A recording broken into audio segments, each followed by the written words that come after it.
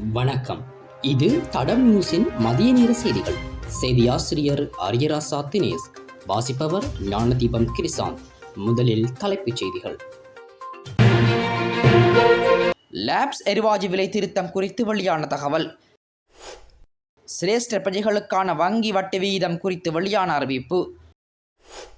பிரதான வீதியொன்றில் அழுகிய இளநீர் விற்பனை. இன்றைய வானிலை தொடர்பான முன் அறிவிப்பு. அரச பாடசாலைகளில் பாட நேரங்களில் ஏற்படவுள்ள மாற்றம் வெளியான தகவல். இனி தொடர்பான விரிவான செய்திகள். ஜூலை மாதத்திற்கான லேப்ஸ் எரிவாயு விலையில் எவ்வித மாற்றமும் இருக்காது என தகவல் வெளியாகியுள்ளது. குறித்த விடயத்தினை லேப்ஸ் எரிவாயு நிறுவனத்தின் பணிப்பாளர் நிரோசன் ஜே பீரியஸ் தெரிவித்துள்ளார். இதேவேளை லேப்ஸ் எரிவாயு நிறுவனம் மே மற்றும் ஜூன் மாதங்களுக்கான எரிவாயு விலையில் திருத்தம் மேற்கொள்ளவில்லை.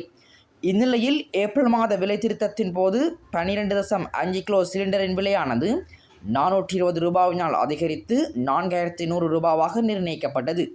அத்துடன் 5 கிலோ சிலிண்டரின் விலை 168 ரூபாவினால் அதிகரித்து 1645 ரூபாவாகவும் நிர்ணயிக்கப்பட்டிருந்தமை குறிப்பிடத்தக்கது.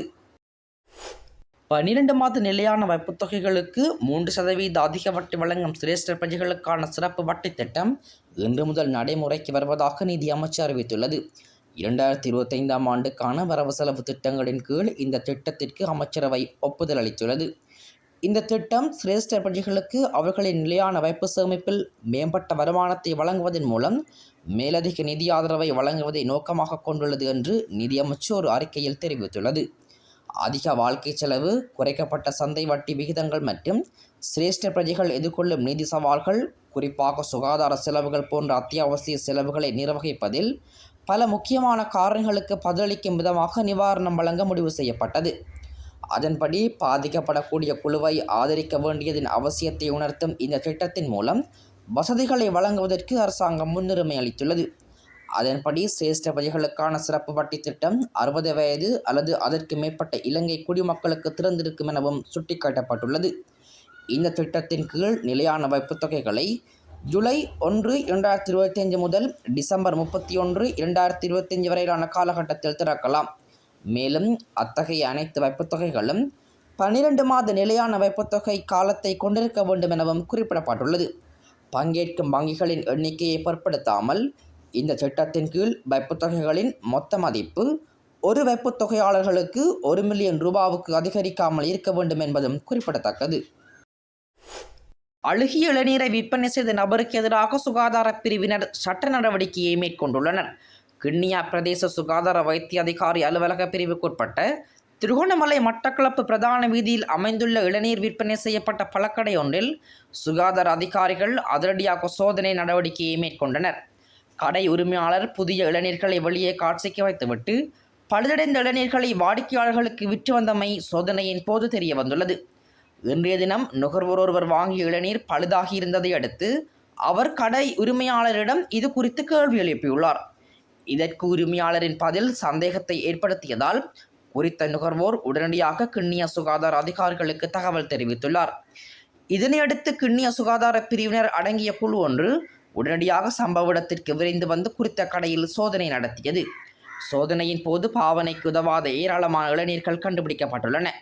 இந்த விவகாரம் கிண்ணிய சுகாதார வைத்திய அதிகாரிகளின் கவனத்திற்கு கொண்டு செல்லப்பட்டு இந்த சட்டவிரோத செயல்களில் ஈடுபட்ட வர்த்தகர் மீது உரிய நடவடிக்கை எடுக்கப்பட்டுள்ளது.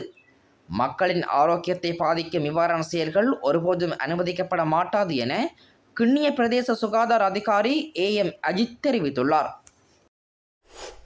மேல் சப்ரகமுக மற்றும் வடமேல் மாகாணங்களிலும் நுவரெலியா, கண்டி, காலி மற்றும் மாத்தறை மாவட்டங்களிலும் சிறிதளவில் மழை பெய்யும் என வளிமண்டலவியல் திணைக்களம் எதிர்வு கோரியுள்ளது. வளிமண்டலவியல் திணைக்களம் இன்று வெளியிட்டுள்ள வானிலை அறிக்கையில் இந்த விடயம் தெரிவிக்கப்பட்டுள்ளது. உவா மாகாணத்திலும் அம்பாறை மற்றும் மட்டக்களப்பு மாவட்டங்களிலும் சில இடங்களில் பிற்பகலில் அல்லது இரவில் மழையோ அல்லது இடியுடன் கூடிய மழையோ பெய்யக்கூடிய சாத்தியம் இருப்பதாக தெரிவிக்கப்பட்டுள்ளது.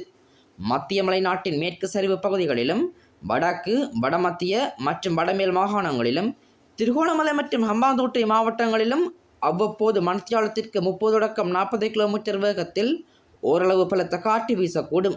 இடியுடன் கூடிய மழை வேளைகளில் அப்பிரதேசங்களில் தற்காலிகமாக பலத்த காற்றும் வீசக்கூடும். மின்னல் தாக்கங்களினால் ஏற்படக்கூடிய பாதிப்புகளை குறைத்துக் கொள்ள தேவையான முன்னெச்சரிக்கை நடவடிக்கைகளை எடுத்துக்கொள்ளுமாறு வளிமண்டலவியல் திணைக்களம் அறிவுறுத்தியுள்ளது.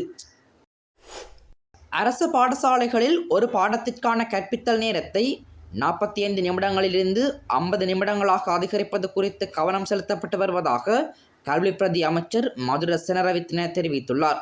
இது தொடர்பில் அவர் மேலும் தெரிவிக்கையில், மாணவர்களுக்கு கற்பிக்கப்படும் சில பாடங்களை கற்பிப்பதற்காக ஒதுக்கப்பட்ட நேரம் போதுமானதாக இல்லை. இது குறித்து பல சந்தர்ப்பங்களில் கல்வி அதிகாரிகளுடன் கலந்துரையாடியுள்ளோம்.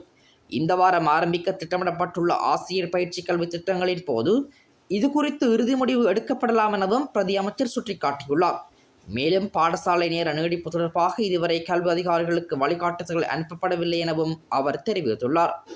மேலும் 2ஆம் தவணையின் பாடத்திட்டத்தை உள்ளடக்குவதற்காக 6 முதல் 11ஆம் வகுப்புகளுக்கான பாடசாலை நேரத்தை பிற்பகல் 3:30 மணி வரை நீடிக்க ஒப்புதல் அளிக்கப்படும் என வடமேற்கு மாகாண வலயக்கல்வி இயக்குநர்களுக்கு எழுத்துப்பூர்வமாக அறிவித்துள்ளது. 2ஆம் தவணை பாடத்திட்டத்தை உள்ளடக்கி மாணவர்களை பரீட்சைகளுக்கு தயார்படுத்தும் நோக்கில் பாடசாலையின் தினசரி கால அட்டவணையின் ஒவ்வொரு பாடத்திட்டத்திற்கும் தலா 55 நிமிடங்கள் ஒதுக்க அறிவுறுத்தப்பட்டுள்ளது. இது போன்ற செய்திகளை தெரிந்து கொள்ள தடம் நியூஸ் சேனலை சப்ஸ்கிரைப் செய்து அருகில் உள்ள பெல் பட்டனை கிளிக் செய்யுங்கள். மேலும் இது போன்ற செய்திகளை உடனுக்குடன் தெரிந்து கொள்ள தடம் fm.com என்ற இணையதளத்தின் வாயிலாகவும் எங்களுடன் இணைந்து கொள்ளுங்கள்.